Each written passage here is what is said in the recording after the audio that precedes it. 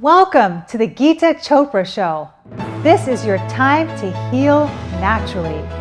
Embrace nature's healing energy.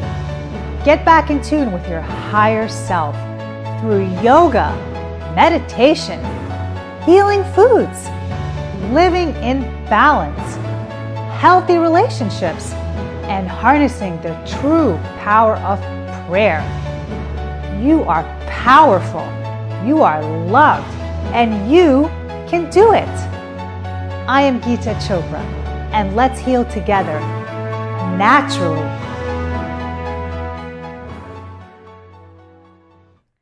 Welcome back to part 2 with Kirsten Newsgruber. We are talking to her about cancer and all the implications thereof. She is a certified functional nutritionist. So, welcome back, Kirsten. Thank you, Geeta. It's nice to be back on the show. Yes, good to have you, and thank you so much for sharing all of the knowledge that you have with us. This has been very informative for me. Oh, thank you. I think there is so much that needs to be shared because people just need to be empowered because the cancer rates are just staggering. They're not going back. Yes. And the new diagnoses every year are just rising. So if you compare the statistics for every year, you just have more and more cancer diagnoses every year. Certain survival rates are also good. Breast cancer survival rates are higher, that's true, but the actual diagnoses are rising. So we just need to understand how we can intervene. Oh, absolutely. Yeah. So I understand you wrote a book, so I want to ask you more. Tell us more about this. That book, Confessions of a Cancer Conqueror, was a combination of my experiences, but also kind of a self-guided plan. So people who are overwhelmed by all that information that they find online, thinking, what else do I need to do? How do I approach this cancer now that I've now been diagnosed with? And this is a great beginning part to sort of think, all right, those are the 5 steps that I focused on for myself personally, but also when I work with my clients. How do you transform this relationship that you have with cancer? And that's very important to me. So we start wanting to fight cancer, seeing cancer as the enemy. We want to kill it off and we want to get rid of it, right? Mm-hmm. We're not going to get rid of our cancer. So that's my big news for you, is you are not going to get rid of the cancer shadow, because even if you might cure yourself from cancer cells and by that implication heal yourself, the cancer shadow stays with you. Because I like how you put it, shadow. We need to be vigilant about now making sure that we don't have a recurrence or that we stay cancer-free moving forward. And we have been affected by cancer. So the body kind of was able to succumb to cancer growth in the first place. And that's something we have to now consider follow through, especially also when we've had conventional cancer treatments, because they really weaken the body. So they have that downside to them, that they're actually suppressing the body's own ability to deal with cancer cells. Okay. So the self-healing mechanism is impaired. I fall into that category too, because I've had conventional treatments. So I now need to be very vigilant going forward for the rest of my life. How do I make sure this body is strong? And so the 5 areas that I focused on are nutrition. That goes without saying, right? Nutrition, very important. But also your mental, emotional, motivational, stress management ability, your mind frame, mindset. Then your emotional blockages that we might have, right? It's called emotional self-care. Then exercise plays a huge role. I mean, there's so many studies showing more and more and more that the more we exercise, but not radical exercise. It can be just walking half an hour each day. So some form of cardio? Some form of cardio, but not overdoing it, because then we create an inflammatory process again in the body, right? So this needs to be just movement, because we're just sitting so much. Yes. Okay. And then the final point is toxicity, and removing your exposure to toxins as much as we can, and reducing that toxic burden that we have on our bodies. We'll get into each one of those in more detail just to catch the viewers up. We talked about that for cancer you need conventional and alternative therapies. So you need both approaches, not just one, because either one would be too narrow and would not help, right? So you're just trying to basically amalgamate it's both. Your decision what you want, which route you want to go. So the people I work with are generally not people that only do conventional, okay? Because they don't do any conventional? No, I said the people that don't work with me are, they are the ones that just think conventional is the only way to go. Okay. So people that work with me find me, they are either combining the approach, conventional and natural or integrative, and some of them are even doing alternative. All right. But then again, that needs to be treated. You can't do that by yourself. You can't figure out, I'm just going to tweak a couple of things in my life on my own, and that's my alternative cancer treatment. Practitioner to basically guide you through the both of the approaches. Absolutely. Right? Yeah. Cancer is sneaky. It's whether you go conventional or not, we have to understand that, and we have to put ourselves in the hands of professionals that can work with us.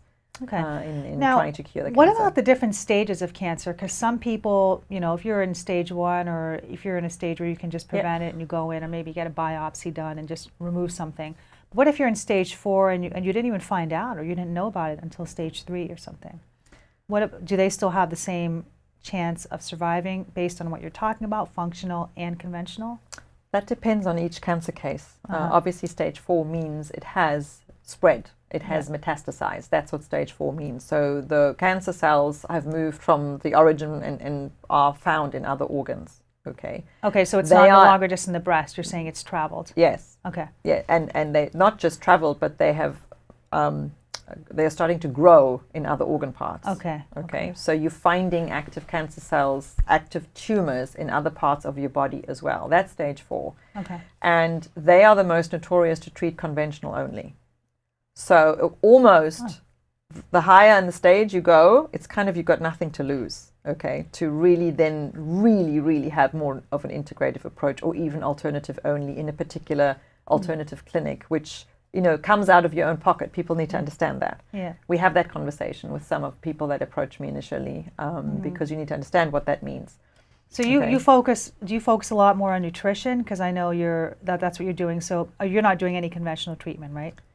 Or you are? For me? No, for people who come to see you. I don't treat cancer. Okay. No, I support you nutritionally and with certain lifestyle choices. Right. Okay. So what can you do nutritionally, but also nutrition also means functional nutrition. So we not just look at what you put on your plate, but what's going on inside your body. Okay. Do you have nutritional deficiencies in your body? Are you absorbing? Yes. Do we need to support that mechanism that can convert the food from the plate into actual nutrients that your body can use? So we need to look at that side too. That's the functional part of it, right? Does that food have a function in my body? Otherwise, why eat it? Okay. So that's the nutrition side, and then lifestyle changes. The motivation, the stress management. So can you speak more of the toxicity of what creates what kind of environment breeds cancer? Well, our body is actually quite capable of really adapting to a modern way of living, but there comes a point when it's burdened, and what we need to understand is when we have exposure to toxins, which we have all the time, we create a so-called toxic burden, and these toxins accumulate over time.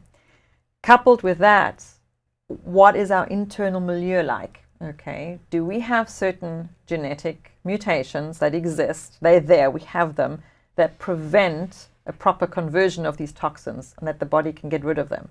Okay, so you're talking elimination process. Those are not just elimination process, but conversion too. Okay, so our body needs to be we have a very intricate biochemistry in our bodies that also deal with converting toxins, including our own generated toxins from our own metabolic processes. For example, excess estrogen. Okay, many of the estrogen receptor positive cancers, they are positive, right? Many breast cancers are positive. So we need to understand what happens with this estrogen. So we can get xenoestrogens from the environment, from certain of the products that we are eating, from certain of the products we are exposing ourselves to. Okay, so this is in food and not just in chemicals. This is in food, right? If we eat food that are treated with chemicals. Okay. If we are then using cosmetic products or cleaning products, all of those things can increase the toxic burden in our body. Then if we can't methylate that well, if we can't break it down well, metabolize it, and then get rid of it, all right? So those are 2 steps. I'm taking a very complicated process and basically saying, we are exposed to toxins. We then have to break them down in the body, and then we need to get rid of those broken down parts. Those are basically the 3 steps, if I can really simplify to that. And that would be your liver? That's very complex, and we need to support the body in doing that. And if we don't have the right support, and if our body is not capable of doing that, That's what can increase the toxic burden and what can cause an environment in which cancer can grow or thrive. So in what case would somebody not be able to convert or eliminate these toxins? Are you seeing someone with an impaired liver or just overstressed, Impaired overworked? liver function, impaired kidney function, yes. If we have gut issues and we're actually not excreting well, if we constipation is a big no-no, for example. Then if we have certain genetic mutations again that are just slowing down the process of breaking down metabolites. Sometimes we can intervene with nutritional interventions here.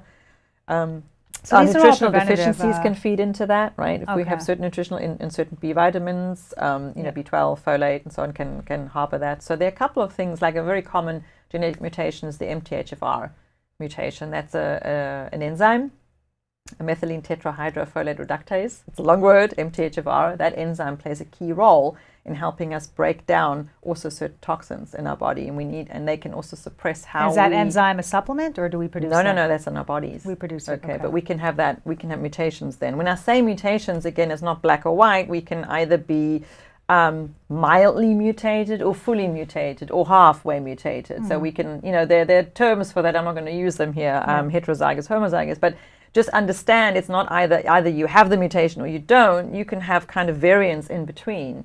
And all of that you can find out with functional testing. Yeah. So functional testing goes much deeper than regular conventional. Much deeper. It goes beyond the surface. It looks at how does the body actually function. Do you do the, I guess, advanced stool test, advanced blood test, where they can find out what conventional tests won't? Well, stool tests, for example, tell you a lot. Do we have parasites? Do we have pathogenic bacteria, yeast infections? And then if we have that, that impairs our gut health. Okay, and as you know, our gut health is the basis of our immune system. Well, are your stool tests more advanced? Like the stool tests that functional medicine would do be more advanced than conventional? Because a lot of people who get these tests done in conventional, they don't find any results for years, but they have issues. I know. I have never tested myself in a conventional way. I've always only gone functional. So I've always kind of wanted to get all answers. Right. So I know some stool tests are used. I don't know it depends what you're looking for. Yeah. Whenever we take tests, blood tests, it depends what we're looking for. Yeah. All right. So we can have your standard doctor draw a panel of what you want to look for, and then you go to your functional doctor, and that panel is like 3 times the length. Sure. And it's still the same lab. Can be LabCorp, for example, or in any of the normal conventional labs. But it depends on the ordering physician, what they know in terms of what to ask for, what to look for. That's where then the benefits of the functional approach comes in, because we look for so many more markers. Well, because there's so many people out there suffering who don't have any results, or they're going for test after test, and they have, nothing's wrong with you, or your results are normal, but they don't feel normal. So it's functional medicine that can address this problem of your results are normal, but you don't feel normal. Yes, we have to look elsewhere. It's like becoming a detective. Sure. And that's what even, believe it or not, a functional nutritionist can do, because we get so many clues, because it's not just about the food you eat, it's about how do you break down that food, and we have to figure out what is going on. Yes, it's also the absorption process. Yes. Now what about GMO foods? Are those some of the chemicals or the mutations? It's included, and that can add to our toxic burden, and I mean there is just not enough there's a lot of GMO foods out there now. Data out there what the long-term effects are. So again, if we think about it, if we have to do clinical studies and we want to have human trials, I mean that can take up to 30 years before we get results. Sure. I don't want to wait that long. Yeah. GMO foods are banned in Europe. They're not banned here. That says something. That says a lot. So let's just be a little bit smart here and understand. Eat foods with seeds. They take out the seeds of the grapes. You can't get grapes anymore unless they're seedless. So all these, this is not natural. And it also goes back to our choices, though, because we have become a society where we want that. I don't want to eat grapes with seeds. I mean, I'm taking an example now. That's the whole problem, Kirsten. And you have to ask yourself, what are you asking here? Well, they're in a rush. What are you asking here, right? So it's the same thing with how are we raising our children? I know. Cutting up apples for them all the time. Then they don't want to eat a proper apple. I can't bite into a proper apple. I've had that. It's unbelievable. Just because we cut up the apples for them all the time, that's the only way they will eat an apple.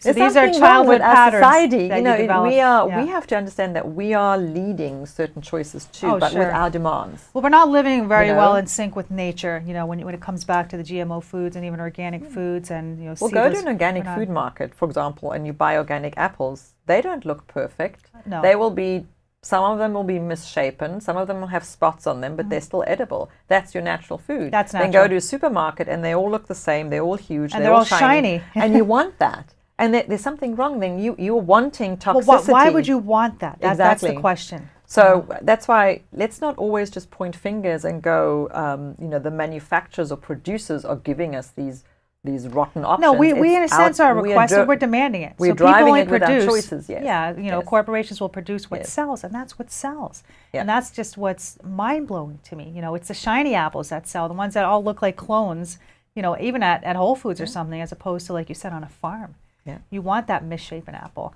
So these are all, preventative, healthy choices for not getting cancer, for living in sync, living in balance with nature and yourself. Especially when you've had cancer now, then you've got to look at it even more so. Sure. You Or know, any we type of really- illness. 'cause you have Anyone. to- we are super sensitized. Our bodies are now super sensitized. So we Yep. just need to make sure that we don't continuously add.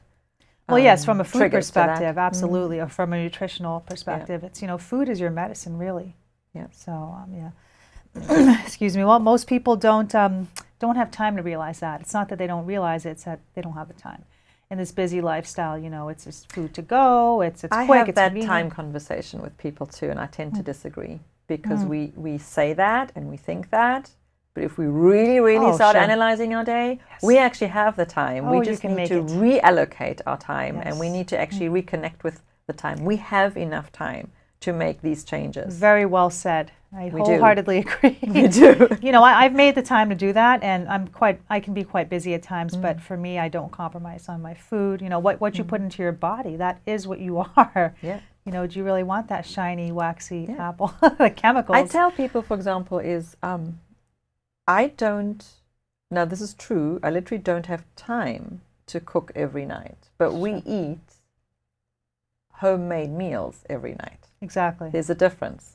And, there's strategies here. You can pre-cook, you can cook for 2 days, you can cook ahead, you can do certain things when you know, but always plan ahead. Plan ahead, sure. So, you'll fail on your kind of quest to live healthily if you don't plan. Well, eating out every day is definitely great risk. Once in a while, or if you know a restaurant that's good or Oh, healthy. you don't know what ingredients they But use. you have no clue. No, Oils. no. Hydrogenated oils, things, and where do they get? GMOs, Yeah, yeah. and we need to just become more Yeah. demanding in knowledge. you Well, know? consumers in the U.S. need to be much more demanding because, like you said, in Europe it's been banned. In Europe, people won't buy it, but here people will. People don't care, So it's really what we're demanding. People need to be more informed.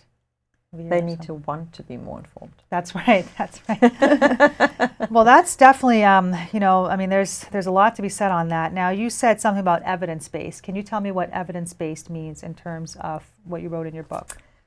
Well, I have 30 pages of references in there. And, it's amazing when you start digging how much research is already being done on, for example, let's just take nutrition. Let's just take turmeric, which is an orange root. A blessing.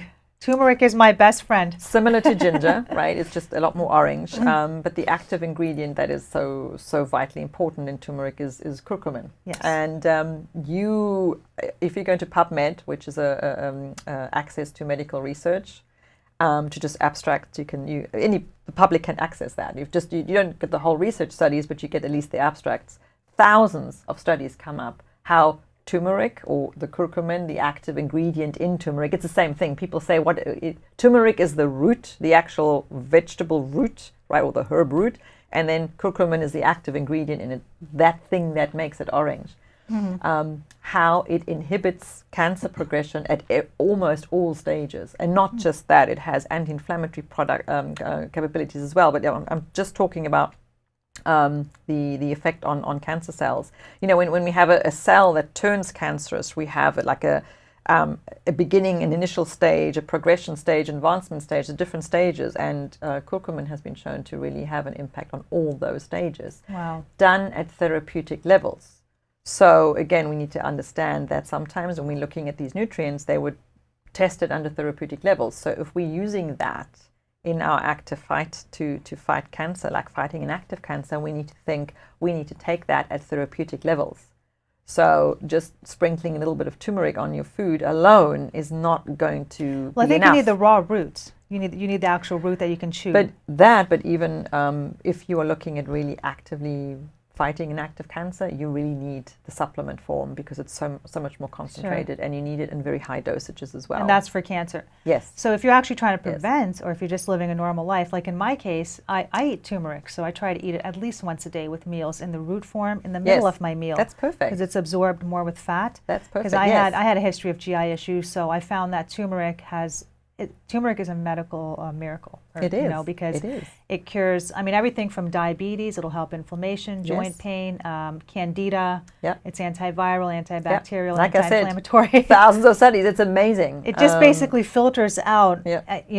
anything that's not supposed to be in your body. It just gets rid of it, absorbs it. I've got 2 blogs on that, and I've just recently did one because we had a snow day again, right? And I felt, I did a turmeric latte there, and it was really delicious. Oh, now turmeric is coming in. They had a turmeric pasta the other day at a restaurant in Princeton. I mean, it's turmeric latte. Come on, turmeric tea. So it's becoming recognized in the West, but in India, for generations, my ancestors have cooked with it. It's a part of life there, really. Yes, it's very common, and people there, and you could see it does help. It makes an impact on your life. So. It's it's little things like that, and you talk about evidence-based, but if it's small changes like that people actually have to make, and that doesn't even take much time out of your day. No, just think of increasing the intake of these, the food is medicine on a regular basis. Oh, food is medicine, and I if you say eat operate rainbow. Just think of the vibrant colors of the rainbow. You find that in the vegetable kingdom. And make sure you eat your rainbow every single week. Have a bit of red, a bit of yellow, a bit of orange, a bit of green, a bit of blue, purple. Just include that on a regular basis. And do you shop at a certain place where they have more wholesome choices, or? Now it needs to work, right? We are busy. Yes, right? Yeah. So again, although we can reframe our relationship with time, but we have time constraints during the day. So what I find amazing to see now is how many more normal chain supermarket stores are having really dedicated organic sections, and they're listening. And non-GMO labels. Yes, and they're listening to the public. So you can go to your normal supermarket. Obviously, when the season is right, the farmers markets are great, and there are many that are natural, or even local farms. You can get little farm shares. Yes. Support the local farmers, and then you can establish a relationship with them too. Sure. Many of them are not necessarily officially organic, but you can talk to them. Well, if it's local, and many of them are natural. Yeah. They don't use pesticides. They it's very expensive to become organic for a small farmer, but I'd rather support that, knowing that how they treat everything, including their soil, even including their chickens. You can get eggs from them, but support that. Start eating that way again. So become more back with the ecosystem and a balance instead of just corporate cloning and everything looks the same. Yeah, and you get so much more variety. When you go to the farmers markets, you see different colors of the greens, of even carrots, of turnips, of radishes. They don't all look the same, so I think that's a good clue. They don't look as long the as same, they don't look the same, they're taste good. the same. They should not be. Everything is different. Yes, because that's like mass variety. production or factory farming. Yeah, you want it to be unique. Each little apple. And I even see it in some of the supermarkets around here in New Jersey now how they will have grown locally, a little section in the fresh produce section, grown locally in New Jersey, for example. Sure.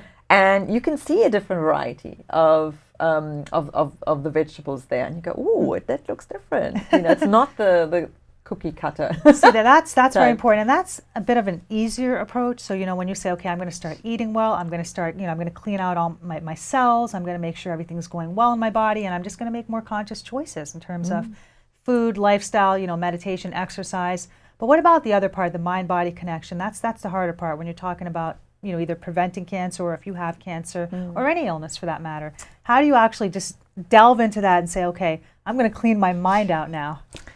I think a good place to start would be focus on your thoughts, because we have umpteen thoughts and beliefs about ourselves and about our daily lives, that if we only start to focus on that, we will be flabbergasted at what was actually going on in here, what we're doing to ourselves in terms of self-sabotage as well. And it can be as simple as, you can train yourself. I read a book, and the title eludes me, but it was they did a study here in the US, and it was such a cool study. You know these little rubber bands that you have, that always get printed on. Each time you catch yourself with a negative thought or belief about yourself, you have to move it from one wrist to the other. Okay, and they say, I like that. You'll be, why I'm doing this again, I'm doing this again. But you need almost something where you have to physically do something to jolt yourself and That's go, great. I'm doing it again. That's great. Otherwise, we just kind of get We carried do. away. You have to really control your mind, Yeah. not let your mind control you. And it's just we choose how we react to certain situation. It really is our choice. And we spoke about it in the first interview here, but the stresses don't quickly, easily go away. That's just wishful thinking. Stress is here to stay, but how we perceive stress, that's what we need to work on. So you don't have to perceive it as the enemy. It's and not we the also real enemy. need to understand that the perception of stress has the same physiologic effect on our bodies than actual stress. So if we are confronted with like a car accident or we've just been fired or we've just received a cancer diagnosis, those are real stress jolt moments. Or we keep on reacting in a certain way when we hear bad news or something, or when we run out of time, or when we forget something. How sometimes we're scatterbrained and we forget to pack something. We arrive, I forgot that list again. Those kinds of thoughts. I did that again. I can never remember that. Those negative, defeating thoughts can have the same impact physiologically because we are perceiving stress and we are perceiving ourselves stressed then. Wow. It's fascinating because you think, how can that be? How can something that is a real stress situation have the same effect on our bodies as repeated negative thoughts? Well, studies show that it does. So it's not the actual event that's the real enemy. And I know you mentioned that a couple of times that, cancer wasn't the enemy. It's really, we're not the enemy, but it's how we respond is the enemy. Yes. It's it's our thoughts can be the enemy. Yes. And who has the power to change that? Well, we do. We do. No one else does. It's really, it's the response mechanism. Instead of react, they say don't react, respond, right? Yeah. And think about your response. And that in itself is, again, it's not something that you can just flick a switch and go, well, it takes work. You got to work through it. Just like changing your diet, it won't happen. We got to work through it. Sure. Nutritional deficiencies can affect our neurotransmitters, which can affect how we react to certain things. So we need to look at that as well. So we just need to look at it. Sure. But there are tools available to us. Sure. If we are serious about, I want to react differently. Well, we got this book here. So that's a good start. This is definitely a good start. Yes. And Kirsten is definitely living proof that all of these things work. The mind-body connection, the nutritional aspect, just making a whole turnaround in your life. And you can have excellent results. I want to thank you so much for being on the show today. I definitely learned a lot. It was very informative, and I hope the viewers learned a lot as well. And I encourage everybody again to pick up her book. And where's this available on Amazon? Amazon. Mm-hmm. Okay, on Kindle Amazon. or paperback, yes. Excellent. So yeah, you can definitely pick up your copy and be blessed. So thank you again for being on the show. Thank you. And thank you everyone for watching, and we will catch you next week.